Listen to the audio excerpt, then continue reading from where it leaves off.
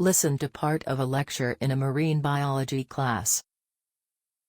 Now, we are going to look at one of the most distinctive of all the fierce predators that live in warm tropical oceans, the hammerhead sharks.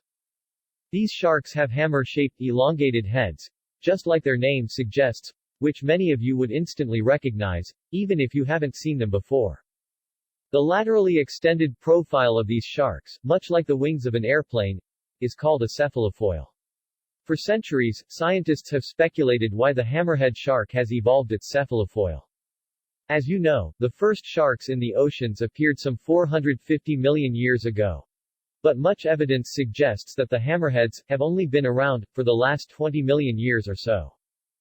Obviously, such divergent alterations in the form must be an evolutionary adaptation. But here we can ask, for what purpose?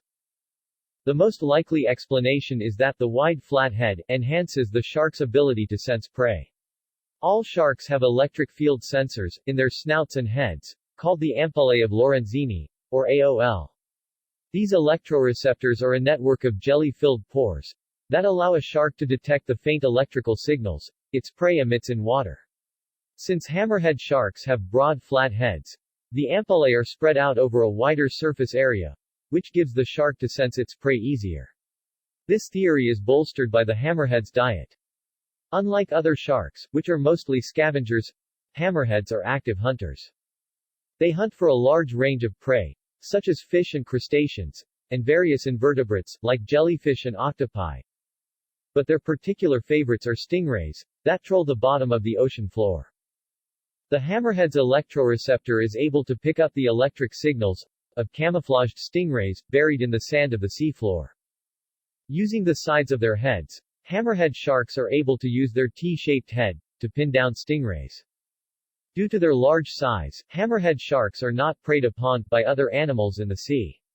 However, recently they have become critically endangered from overfishing. The large size of their fins has made them particularly attractive to the global shark fin trade and commercial targets of many fisheries. Most hammerheads will die once they are captured by these fisheries, so their high mortality rate and their greatly valued fins have made them seriously at risk of extinction. Question 5. What characteristics below are true of hammerhead sharks?